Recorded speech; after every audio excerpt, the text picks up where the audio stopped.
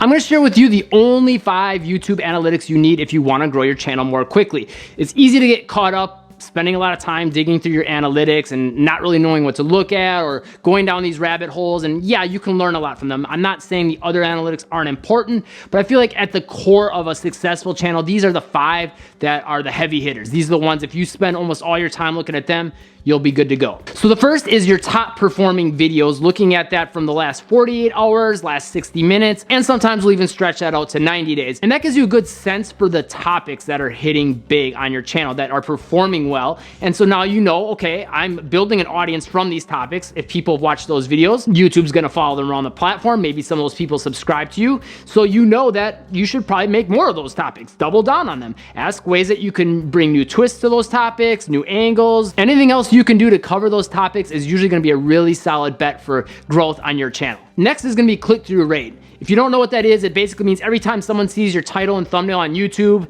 and they have the chance to click it, that counts as an impression. If 100 people see your thumbnail and only 1 person clicks it, that's a 1% click-through rate. So the more that you can increase that click-through rate, the better your channel is gonna do. YouTube looks at this strongly and is an indicator if a video is good, in conjunction with something we're gonna talk about in a second. But that being said, a way that you can improve your click-through rate is by paying attention to the topics you're covering, which we just talked about, and then also the title and the thumbnail. Is it enticing, engaging? Does it grab people's attention? Does it make them wanna click to watch your video? Is it relevant to what they wanna see? The better you can get at that side of things and improve that click-through rate, the better your channel is gonna do. I would pay attention to this analytic both channel-wide and on individual videos for sure. Next is average view duration. This one's a biggie, especially channel-wide. I'll always look at this on my phone on the YT Studio app. YouTube makes that app. You can download it free on any app store, but you can also see it on the desktop version. And paying attention to your average view duration for your channel as a whole is big, because then you know, like, okay, this is the baseline amount of time people are watching my videos. If you can raise that, you're probably gonna do really well on YouTube. So if you can do that with videos going forward, that'll typically help you. Now there's something else you wanna consider, which we'll talk about in the next section of this video, but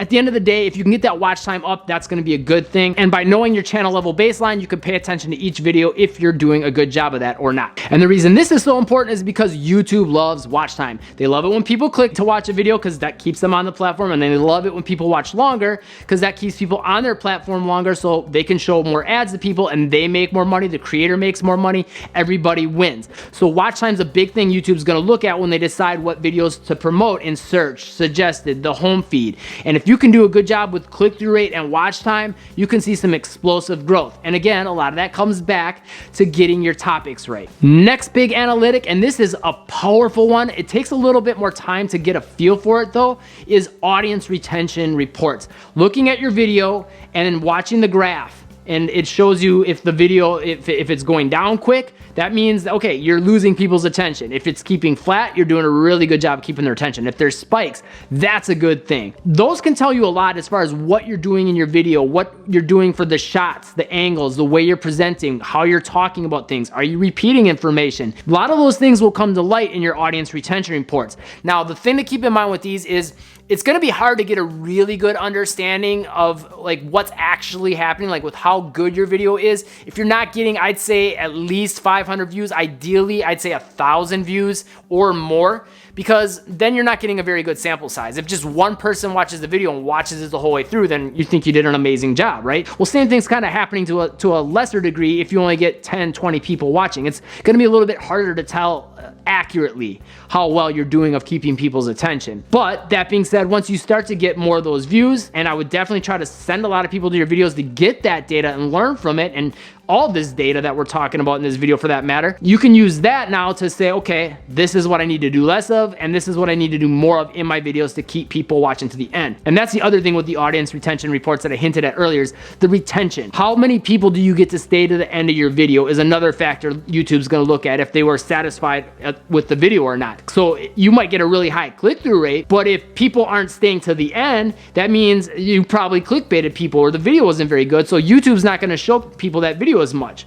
So if you, even if you make a video that maybe is not gonna do as good on the watch time side of things, but you can do really, really good on the retention, that kind of video can be very successful. So you kind of have to play this balancing act. You make a 10-minute video, but maybe it's not quite as engaging, or you make that 6-minute video, cut out a whole bunch of stuff, but you have a better chance of keeping people to the end. The biggest key I can give you is to make sure that you're just getting rid of the fluff whenever possible. That has a much better chance of keeping people on your videos longer than just dragging the video out. Next big thing I would look at is your traffic sources. Knowing where your video views are coming from. Are they coming from search? Are they coming from suggested? Are they coming from the home feed? And if they are coming from one of those sources more than the other, asking yourself, number one, how can I leverage one of the other ones to get more views? Typically, you can get the most views most quickly from suggested videos. A lot of people think it's search, which yeah, it's a little bit more reliable and slow and steady, but the big quick views usually are gonna come from suggested and the home feed. So asking yourself how you can get more views from them is really powerful.